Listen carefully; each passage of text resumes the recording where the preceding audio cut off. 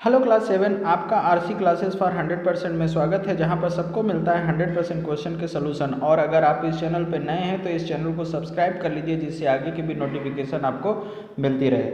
आज मैं अपनी इस वीडियो में एक्सरसाइज 20E के क्वेश्चन नंबर 13 और उसके आगे के क्वेश्चन के सलूशन आपको बताऊंगा।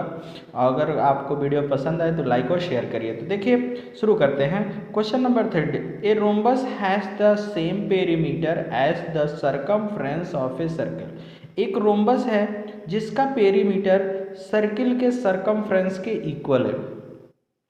If each side of the rhombus is 33 centimetre, find the radius of the circle. तो बाई क्वेश्चन जरा ध्यान से देखिए। By question, perimeter of rhombus is equal to circumference of circle. ये क्वेश्चन में दिया है कि रोम्बस का पेरीमीटर सरकमफ्रेंस ऑफ सर्कल के इक्वल। तो रोम्बस का पेरीमीटर क्या होता है? 4 इंटू साइड होती है, क्योंकि रोम्बस की ऑल साइड इक्वल होती है। और सरकमफ्रेंस ऑफ सर्कल क्या होता है? 2πr होता है। तो 4 इंटू साइड की वैल्यू कितनी दी गई है? 33 सेंटीमीटर दी गई है। 2 इंटू 22/7 पाई की वैल्यू। और रेडियस ऑफ सर्किल हमें पता करना है। तो रेडियस को फाइंड आउट करने के लिए हमें क्या करना पड़ेगा? 2 इंटू 22/7 को लेफ्ट साइड में ट्रांसफर करना पड़ेगा। तो देखिए 4 इंटू 33 सेंटीमीटर। 7 का राइट साइड में डिवाइड है, लेफ्ट साइड में ट्रांसफर करेंगे तो मल्टीप्लाई हो जाएगा। और 2 इंटू 22 का राइट साइड में मल्टीप्लाई है, लेफ्ट साइड में ट्रांसफर करेंगे तो डिवाइड हो जाएगा। और राइट साइड में क्या मिलेगा? रेडियस मिल जाएगा। अब हमें इसे सिंप्लीफाई करना है। तो देखिए 11 2 जा 22 और 11 3 जा 33 हो गया। 2 2 जा 4, 2 2 जा 4 और 4 से 4 कैंसिल हो गया। तो 3 7 जा क्या मिला? 21 सेंटीमीटर मिल गया, जो उस रेडियस का क्या होगा? उस सर्किल का क्या होगा? रेडियस हो जाएगा। और यही आपका क्या हो जाएगा बच्चों? आंसर हो जाएगा। नेक्स्ट क्वेश्चन देखते हैं। क्वेश्चन नंबर 14 देखिए बच्चों। A wire in the form of a rectangle. एक वायर है जो रेक्टेंगल के फॉर्म में है। उसकी लेंथ है 18.7 सेंटीमीटर और ब्रेथ है 14.3 सेंटीमीटर। इसको रीसेप किया जा रहा है, उस वायर को।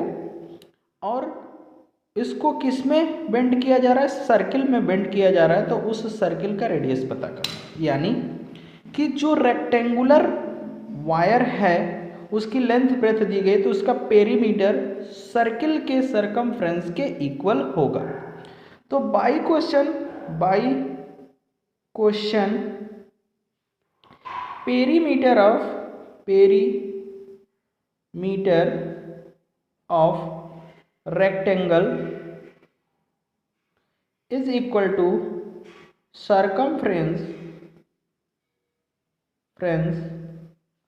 Of circle. ठीक है। अब पेरीमीटर ऑफ रेक्टेंगल क्या होता है? 2 लेंथ प्लस ब्रेथ होता है। और सरकमफ्रेंस ऑफ सर्कल क्या होता है? 2πr होता है। 2 लेंथ की वैल्यू कितनी है? 18.7 सेंटीमीटर है। और ब्रेथ की वैल्यू कितनी है? 14.3 सेंटीमीटर। यहाँ राइट साइड में देखिए 2 इंटू 22/7 इंटू आर। इन दोनों को ऐड हम करेंगे तो देखिए क्या मिलेगा? 2 इंटू 7 3 10, 1 कैरी, 4 और 8 कितना हो जाएगा? 12 और 1 13, 1 कैरी और 1 1 2 1 3, 33 आ गया। 7 को ट्रांसफ़र करेंगे तो मल्टीप्लाई हो जाएगा। और 2 इंटू 22 को ट्रांसफ़र करेंगे तो 2 इंटू 22 डिवाइड में चला जाएगा। और इस तरह से हमें रेडियस फाइंड आउट हो जाएगा। तो देखिए 2 से 2 कैंसिल कर देते हैं। और 11 2 जा 22, 11 3 जा 33, 7 3 जा 21/2 सेंटीमीटर। आ जाएगा रेडियस, और अगर इसे हम डिवाइड कर दें तो ये 10.5 सेंटीमीटर आएगा रेडियस। ठीक है, क्वेश्चन में हमें यही रेडियस फाइंड आउट करना था उस सर्कुलर लूप का या वायर का, तो यही आपका क्या हो जाएगा, आंसर हो जाएगा। नेक्स्ट क्वेश्चन देखते हैं। क्वेश्चन नंबर 15 बच्चों आप बुक से पढ़ लीजिएगा, क्वेश्चन बहुत अच्छे से समझ में आएगा। यहाँ ध्यान से देखिए, a circular wire of radius 35 centimetre if it is rebent in the form of the square, अगर उस सर्किल को जिसका रेडियस 35 सेंटीमीटर है उस वायर को अगर हम स्क्वायर में रिकास्ट करते हैं तो हमें बताना है कि उस स्क्वायर का साइड कितना होगा। वायर एक ही है, जिसका सर्किल बन रहा है उसी का स्क्वायर बन रहा है, तो दोनों का पेरीमीटर क्या होगा, इक्वल होगा। तो by question circumference of circle,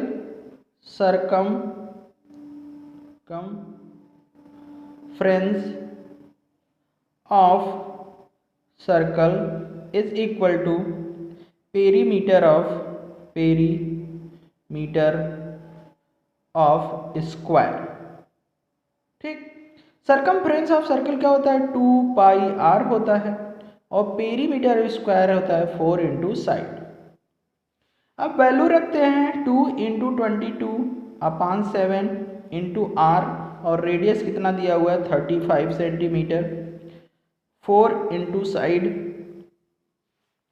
4 का राइट साइड में मल्टीप्लाई है, ट्रांसफर कर देंगे तो डिवाइड हो जाएगा। तो इकट्ठे हम लोग सॉल्व करेंगे, 22 इंटू 35/7, और ये जब डिवाइड में आएगा तो यहाँ 4 हो जाएगा सेंटीमीटर, और साइड हमें पता चल जाएगी, और ये साइड किसकी होगी, स्क्वायर की होगी। तो सिंप्लीफाई करते हैं, देखिए 2 2 जा 4, 2 से अगर 22 को डिवाइड करेंगे तो 11, और 7 5 जा 35, और 5 का 11 से मल्टीप्लाई करेंगे तो 55 सेंटीमीटर उस स्क्वायर की ईच साइड आ जाएगी।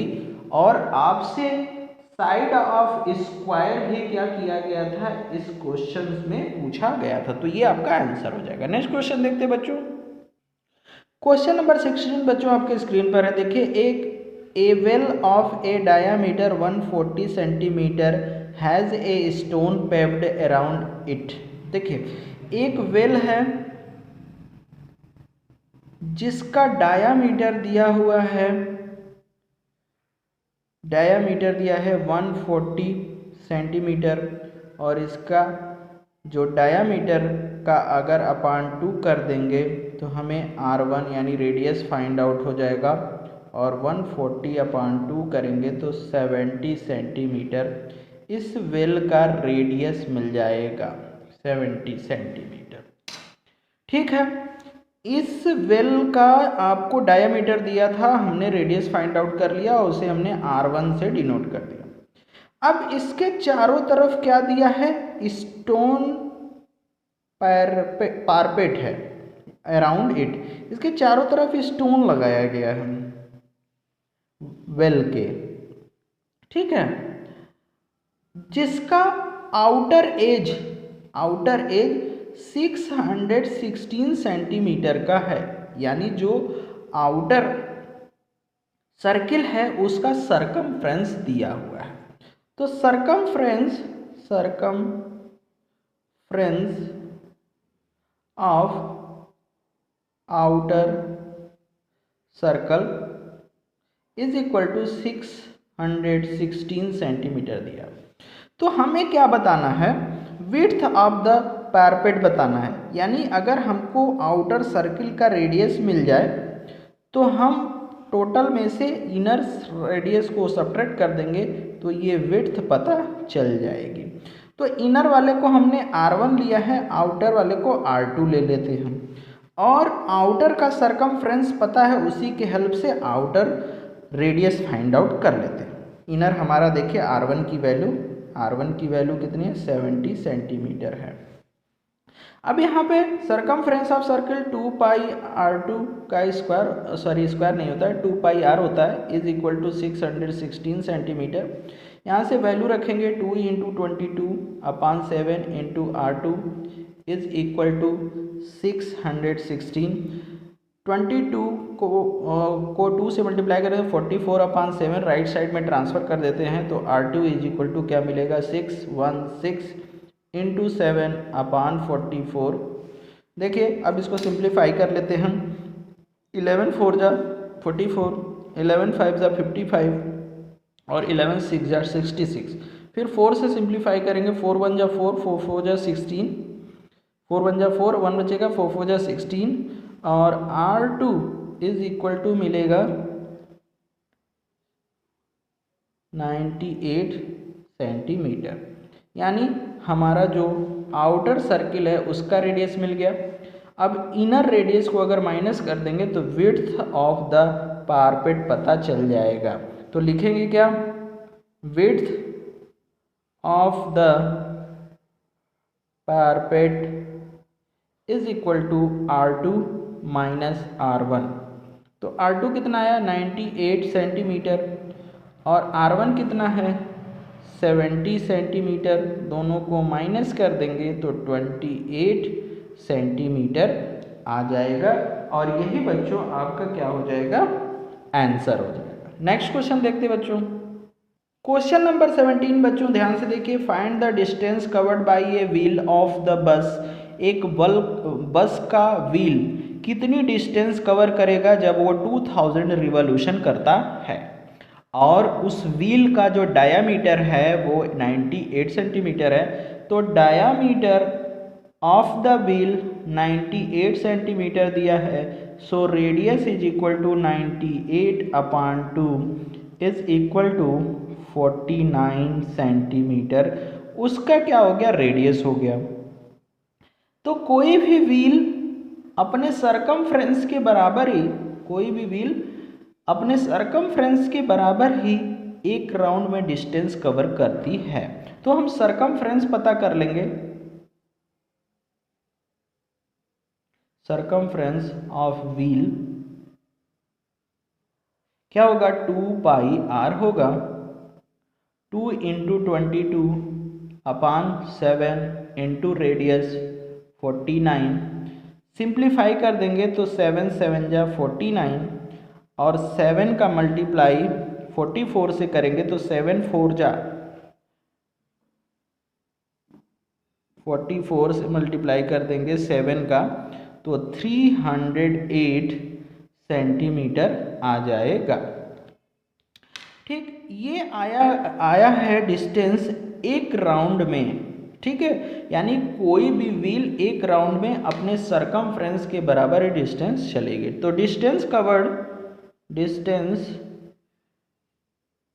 Covered by wheel in one round